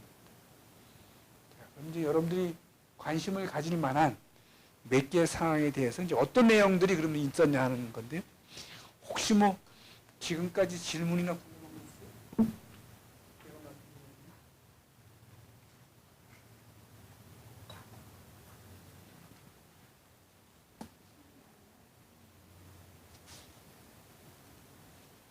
자, 그러면 구체적인 내용을 들어가기 전에도 뭐가 참 많이 바뀌었겠구나 하는 상상은 좀 되시죠? 예. 주민이 주인이 되는 법을 만든 거거든요. 그러니까 종전에 우리나라 지방자치는 여러분들 지방자치에서 여러분이 하셨던 일은 대표 뽑는 게 다였습니다. 4년마다 시의원 뽑고 구의원 뽑고 시장 뽑고 구청장 뽑으시면 이제 내가 지방자치 일은 다 했구나. 아마 이렇게 생각하시는 분들이 대부분일 거예요. 내가 뽑은 대표가 일을 잘하는지 못하는지 또 정책은 잘 만드는지 아마 그렇게 관심 가진 분들이 뭐 없지는 않았지만 그렇게 많지는 않았지 않겠냐 하는 게 대개 보는 시각이죠. 근데 지금부터는 왜 주민들이 참여하려고 해도 참여할 수 있는 길이 많지 않았어요. 근데 참여할 수 있는 길이 대폭 열렸다 이렇게 보시면 되겠습니다. 그래서 그 참여할 수 있는 권리를 딱 제 법 1조에 목적 규정에 주민이 지방자치 행정 참여를 명시했습니다. 그러니까 이제는 주민들은 권리를 가지고 지방자치 행정의 정책 결정 집행 과정에 다 참여할 수 있습니다. 여러분 관심만 가지면.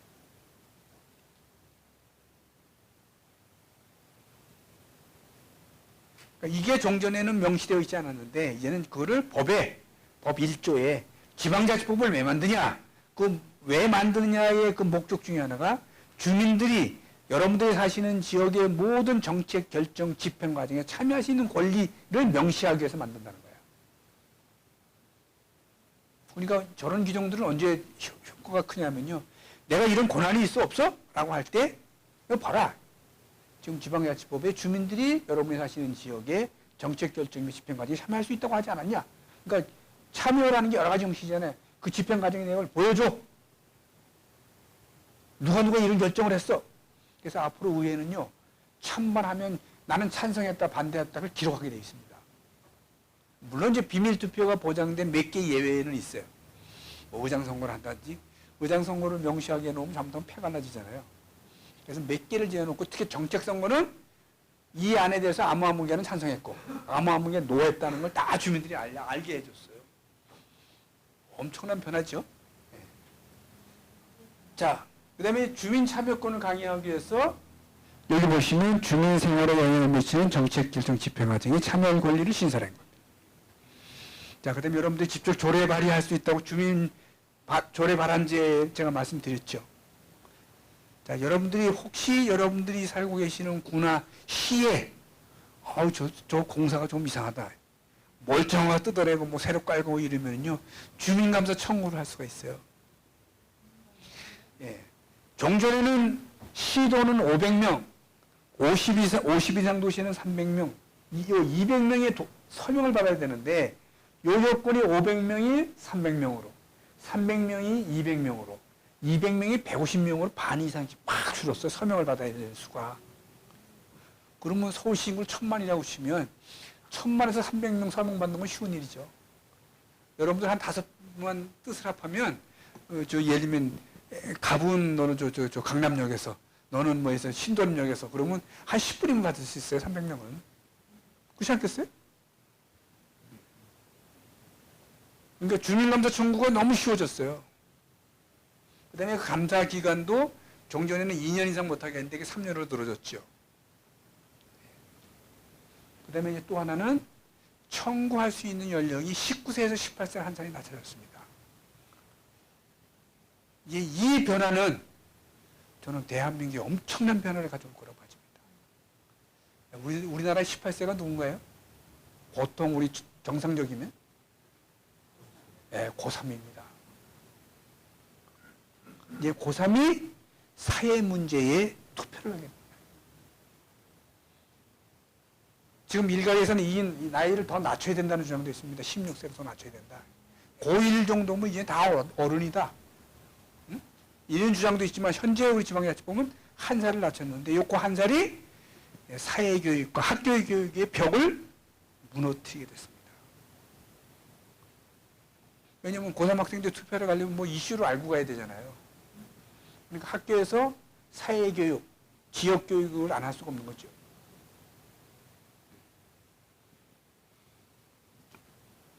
자, 그 다음에 이제 또 놀라운 변화가 하나가요. 지금 여러분들 지방자치 선거하시면 서울 시민 같은 경우 시장, 구청장, 시의원, 구의원 이게 4개 선거하잖아요. 우리는 기관 굴평이라고 딱 시장, 시의 딱 대립, 구청장, 구의 대립 이런 구조잖아요. 근데 이런 형태 말고 다양한 형태의 구성을 지방에게 맡깁니다. 이제 우리는 시장은 안 뽑고 시의회만 뽑을래. 예를 들어서 지금 우리는 선출직 공무원이 지방마다 단체장과 의회만 뽑잖아요. 로스앤젤 가시면 선출직 공무원이 이거보다 더 많습니다. 자, 시장 선출직 공무원이죠. 시의원 선출직 공무원이죠. 그 다음에 교육감이 선출직 공무원입니다. 교육감이. 그 다음에 시검사, 시판사, 회계감사관이라는 선출직 공무원이 또 있어요. 그 외에 지역 가서는 경찰청장을 선출직 공무원 하는 데가 있습니다. 셰리프라고 그래서 여러분들 영화 같은 데 보시면 한번 유심히 보세요. 이제 자동차를 운전하는데 경찰이 차를 세웠어. 그래서 너 스피드 리밋, 너 과속했다 그러면 그 운전수가 경찰한테 물어보는 말이 있어요. 야, 셰리프 is appointed or elected 이렇게 물어봅니다. 너 보안관이 선출직이야, 임명직이야 물어보는 거예요. 그 무슨 뜻을 모르겠어요. 너 셰리프가 elected 선출직이냐, appointed냐 이렇게 물어봅니다. 경찰한테. 이 말은 내가 유권자란 말이죠. 네가 그러니까 선출직 경찰청장이면 넌 내 말 잘 들어야 돼. 뭐 그런 거 갖고 나를 잡아. 이제 이런 소리입니다. 동네 사람이 뭐 한 10km 위반했다고 너 선출직 공무원이 잡으면 어떡하냐 이거지. 임명직 공무원이란 몰랄까. 그런 뜻입니다. 그래서 이와 같이 기관 구성의 다양화가 우리나라도 이제 가능해졌습니다. 물론 이제 우리 유권자들이 느끼기까지 좀 시간이 좀 걸릴지 몰라도 이러한 변화가 일어났다 이렇게 보시면 되고요. 두 번째는 주민들의 권리가 늘어난 것과 같은 맥락으로 간접 대표자였던 의회나 단체장들이 주민에 대한 책임성도 엄청 높아졌습니다. 자, 그 중에 하나가 시의회가 됐든 단체장이 됐든 웬만한 걸 이제 100%에 가까울 때 싹 공개해야 됩니다. 그러니까 여러분이 조금만 관심만 가지면 여러분이 원하는 거 다 할 수가 있습니다. 표결은 어떻게 했는지, 그 문제에 대해서 누구는 어떻게 생각했는지까지를 다 알게 됐고요. 그래서 그 책임성을 높였다고 하는 거죠. 그래서 자치단체 정보 공개 의무와 방법 등에 대해서 그 원칙과 절차를 정해놓고 싹 공개하게 해놨습니다. 저만 해도요, 저 업주비를 매달 공개합니다. 어디에 썼는지 싹 공개.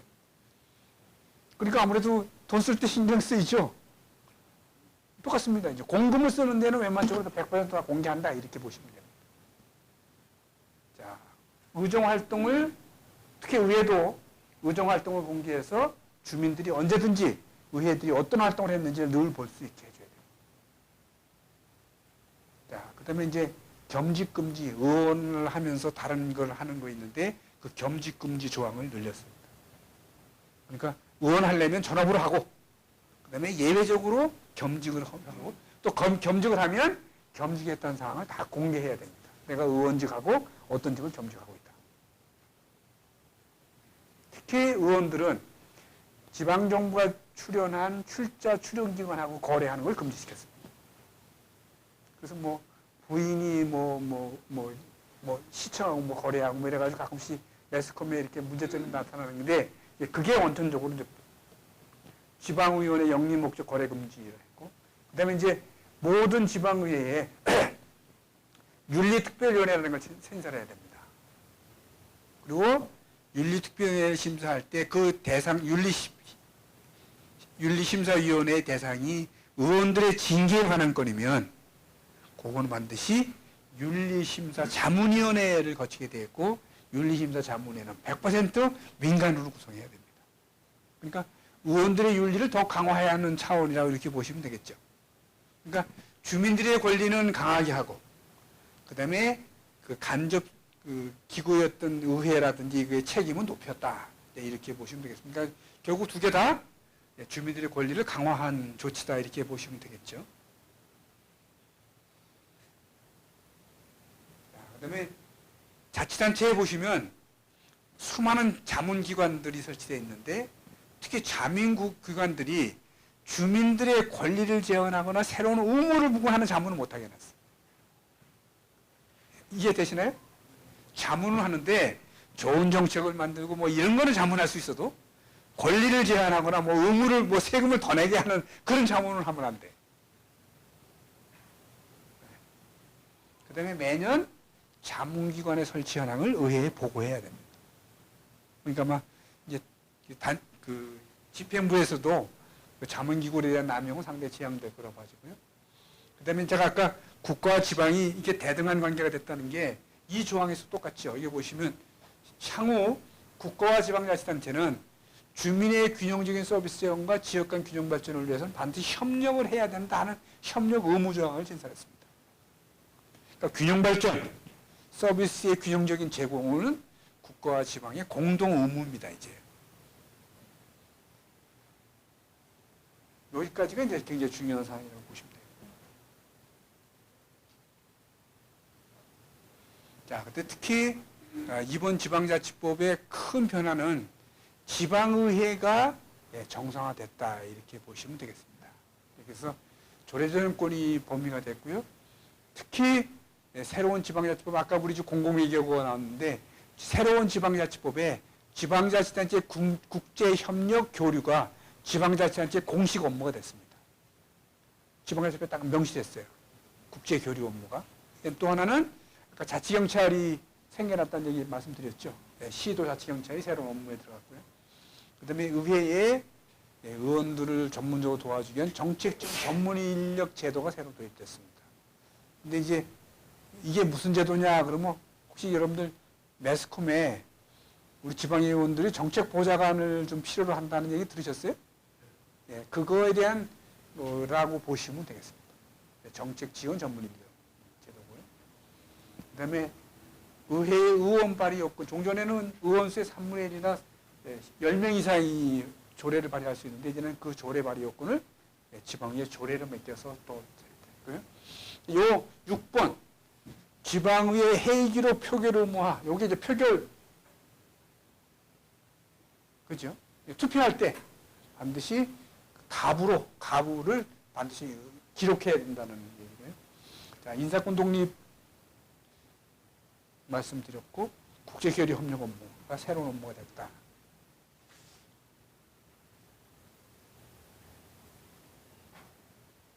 그다음에 지방행정의 효율성을 위한 제도가 몇 개 들어있는데 그 중에서 이제 가장 논란이 됐던 게 특례시 제도라는 겁니다. 들어보셨나요 혹시? 특례시?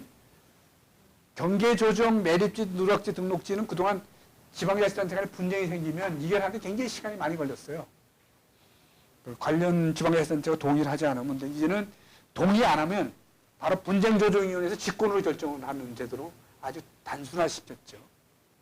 그 다음에 인구 100만 이상 도시들이, 우리나라 도시제도는 조금 복잡합니다. 다른 나라보다. 서울특별시에서 특별시 제도가 있죠.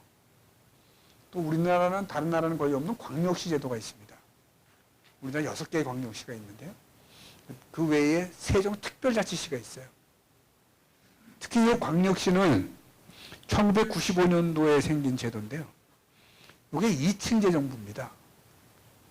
그러니까 서울특별시를 제해놓고 예를 들면 부산, 대구, 대전, 광주, 울산, 인천 6개는 시장도 뽑고 구청장도 뽑잖아요. 또 시의회도 있고 구의회도 있잖아요. 이거 2층제라고 하는데 수도권을 제해놓고 같이 2층제를 하고 있는 나라는 아마 다른 나라에는 거의 없습니다. 야, 그러면 왜 우리나라는 왜 이런 제도가 도입됐냐? 되돌아가 보면 당시 도시권의 권력을 내줄 것 같던 정당이 이거를 광역시장을 내줘도 구청장을 좀 나눠가지면서 권력을 이렇게 좀 공유하자 하는 그런 취지 아니었을까 생각합니다. 그래서 이 시스템이 이 비용이 많이 들거든요. 가까운 일본도 이걸 지정도시라고 하는 도시가 20개가 있는데 여기만 해도 그냥 그 도에 속해 있어요. 그 단층제 정부거든요. 그래서 이제 그런데 이 6개 말고 수도권의 수원, 고양, 용인, 그 다음에 경남권의 창원이 100만을 넘었습니다. 특히 수원은 125만인데요. 울산은 105만이거든요. 105만인 도시는 광역시인데 수원시는 기초예요. 그러니까 이제 불만이 가질 수가 있잖아요. 그래서 주장한 게 그동안은 광역시 해달라고 했는데 이 광역시가 장단점을 갖고 있고 단점이 또 많은 시스템이기 때문에 그 대안으로 만든 도시가 특례시라는 제도입니다. 그래서 내년 1월 13일부터는 4개의 특례시가 나오는 거죠.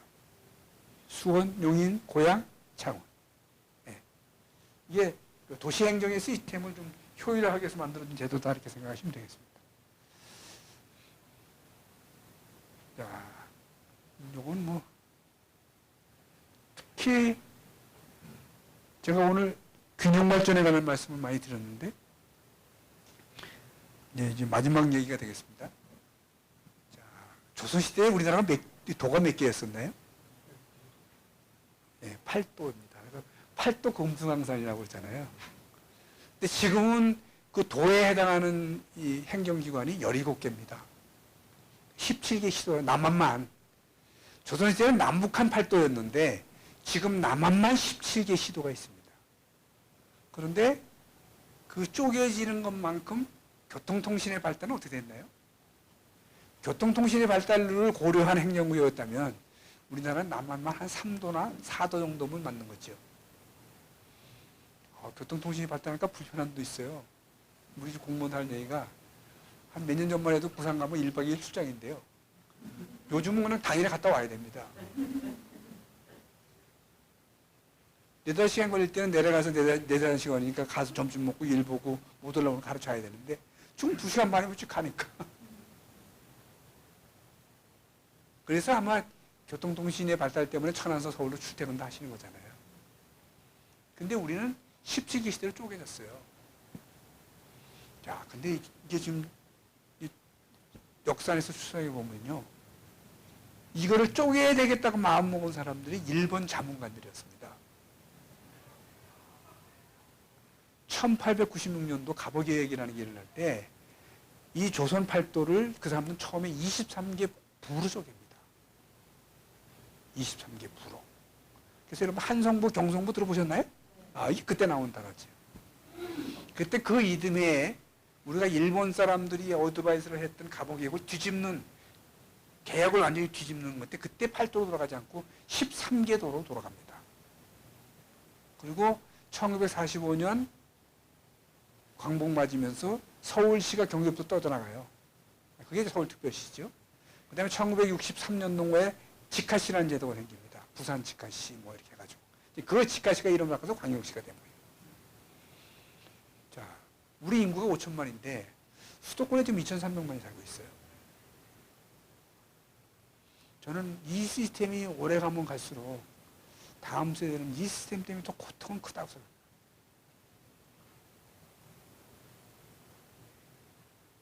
그러면 균형 발전을 해야 되는데 균형 발전을 하려면 지금보다 더 강력한 정책을 해야 되는 게 아닌가 싶습니다. 저 개인적으로. 그게 조금 수도권 사람한테 좀 불만이 되더라도 그게 장기적으로는 서로의 사회 비용을 줄이는 길이 아닐까. 글쎄, 여러분들 뭐 서울에 보시면 인프라 얼마나 잘 돼 있어요? 근데 가만히 보시면 지하에 놓는 거, 터널 뚫는 거 이게 많잖아요. 지금은 우리가 뭐 큰 돈이 안 들어가는 거 치더라도 50년 지나가지고 유지 관리를 해야 되는 타이밍이 오면 그거 유지하는 것도 보통이 아닐 겁니다. 그렇지 않으세요?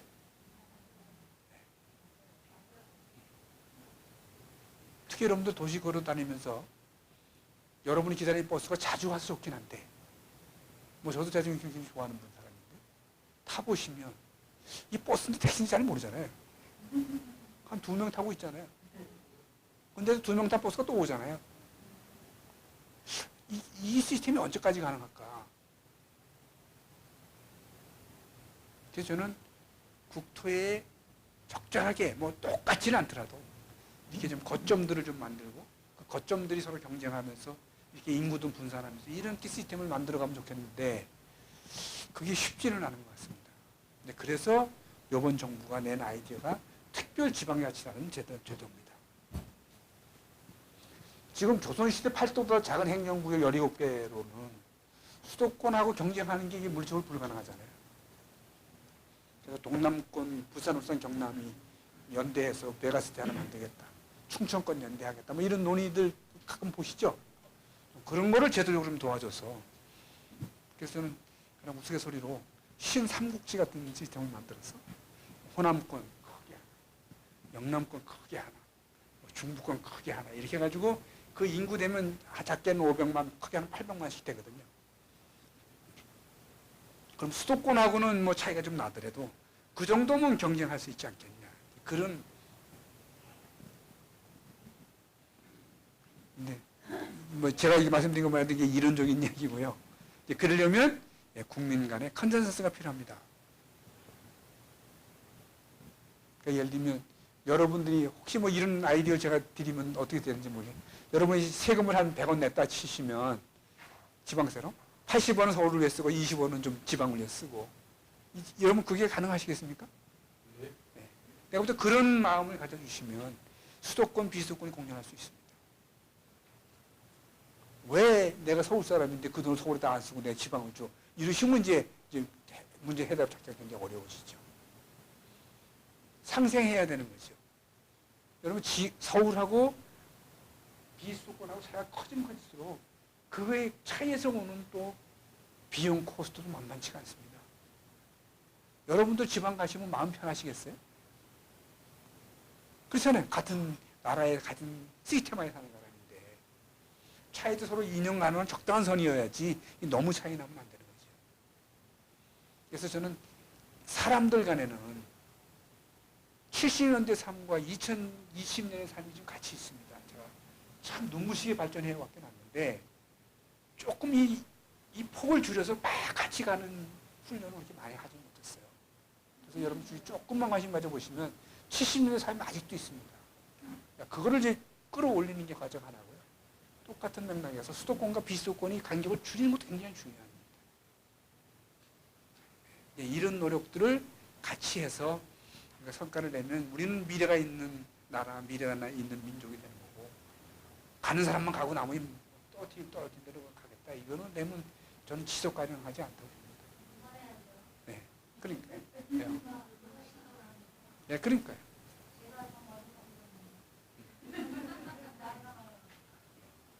그게 그래서 이제 포용국가라는 개념은 이게 다 그런 뜻이 아닌가 싶습니다. 근데 각별한 관심이 필요한 거죠. 그래서 자치분권, 균형 발전은 지역들도 또 자생력도 갖고 또 수도권, 비수도권, 도시, 농촌이 같이 살아갈 수 있는 길을 여는 그런 정책을 하고 열심히 좀 달려왔습니다. 자, 우리 지방자치, 지방분권에 대해서 탁월한 강의를 내주신 우리 김순은 교수님에 대해서 다시 한번 뜨거운 박수 부탁드리겠습니다.